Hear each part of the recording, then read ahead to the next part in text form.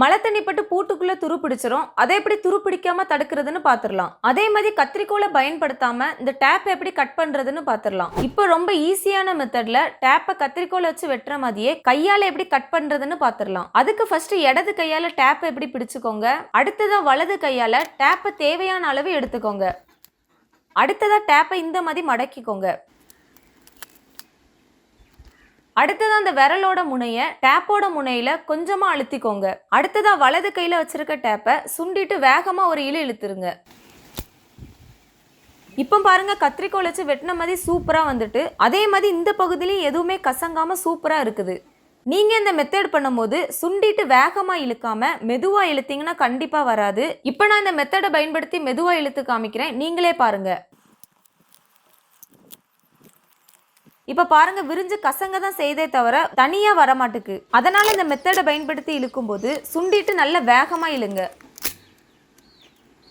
அதே மாதிரி இந்த மாதிரி செலோ டேப்ல இருந்தும் நம்ம பண்ண மெத்தட் மூலமா நமக்கு தேவையான அளவு டேப்பை தனியா எடுக்க முடியும். அடுத்ததான் மழை நேரத்துல பாத்தீங்கன்னா வீட்டுக்கு வெளியே கேட்ல இந்த மாதிரி பூட்டு போட்டிருப்போம். அந்த நேரத்துல மழை பெஞ்சதுன்னா டைரக்டா மழை தண்ணி இந்த பூட்டுல படும். இதனால பூட்டுல துரு பிடிக்கும். குறிப்பா பூட்டுக்கு உள்ளேயே தண்ணி உள்ள போய் துரு பிடிக்கும். இதனால பூட்டை பூட்டும் போதும் திறக்கும் போதும் சிரமமா இருக்கும். அதனால இந்த மாதிரி துரு பிடிக்கிறத தடுக்க சின்னதா ஒரு மெத்தட் இருக்கு. அது என்னன்னு இப்ப பாத்துடலாம். அதுக்கு ஃபர்ஸ்ட் பூட்டக்கூடிய அந்த பகுதியோட உயரத்தை அளந்துடலாம். அதுக்கு நம்ம ஒரு ஈக்குச்சி வச்சிருக்கோம், அதை வச்சு அளந்துடலாம்.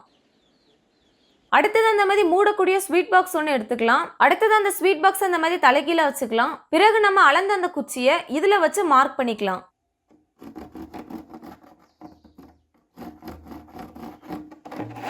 இப்போ இந்த முனையில இருந்து 1 சென்டிமீட்டர் தள்ளி ஒரு பாயிண்டும், அந்த முனையில 1 சென்டிமீட்டர் தள்ளி ஒரு பாயிண்டும் மார்க் பண்ணிக்கலாம். இப்போ நம்ம மார்க் பண்ணிருக்க பாயிண்ட்டை மையமா கொண்டு சுற்றிலும் கோடு போட்டுடலாம். இப்போ இந்த மார்க் பண்ணிருக்க இடத்தை சூடு பண்ணி கட் பண்ணிடலாம்.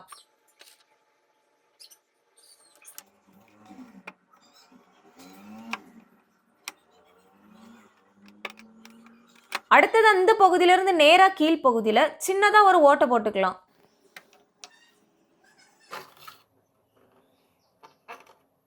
அடுத்ததா மழை நேரத்துல வெளியே போகும்போது எப்போதும் பூட்டுற மாதிரி பூட்டிடலாம். இப்படி பூட்டின பிறகு நம்ம ஓட்ட போட்ட பகுதியை பூட்டு போடக்கூடிய பகுதியில வச்சிடலாம்.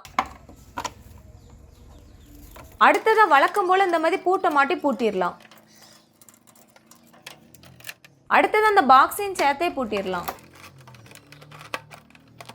அடுத்ததா 1 மாசம் நீங்க சுற்றுலா போனாலும் எவ்வளவு மழை பெஞ்சாலும் இந்த பூட்டு நனையாது. அதனால மழை தண்ணி நேரடியா படக்கூடிய பூட்டுல இந்த மெத்தடை பயன்படுத்தி துருல இருந்து பூட்டை பாதுகாத்து கொள்ளுங்க. அடுத்தது அந்த மிஷின்ல உள்ள மோட்டர் மட்டும் சுத்துது, மிஷின் சுத்த மாட்டுக்கு. இதை எப்படி ரொம்ப ஈஸியா சரி பண்றதுன்னு பாத்துடலாம். இப்போ இதை நான் ஆன் பண்றேன் பாருங்க, மோட்டர் மட்டும் சுத்தும், ஆனா மிஷின் சுத்தாது. இந்த பிரச்சனை எதனால ஏற்படுதுன்னா மிஷின்ல உள்ள பாகங்களை உராய்வுல இருந்து பாதுகாக்க இந்த மாதிரி எண்ணெய் ஊத்துவோம். அந்த நேரத்துல எண்ணெய் சில நேரங்கள்ல பெல்ட்லயும் பட்டுரும். இப்படி எண்ணெய் பட்டதுனால கிரிப் கிடைக்காம மோட்டர் மட்டும் தனியா சுத்தும். இதை சரி பண்ண இந்த பெல்ட் ஃபர்ஸ்ட் கழட்டிடலாம்.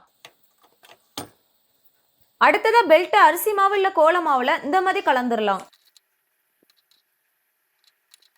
அதே மாதிரி பெல்ட் மாட்டக்கூடிய இடத்துலயும் இந்த மாவை வச்சிடலாம்.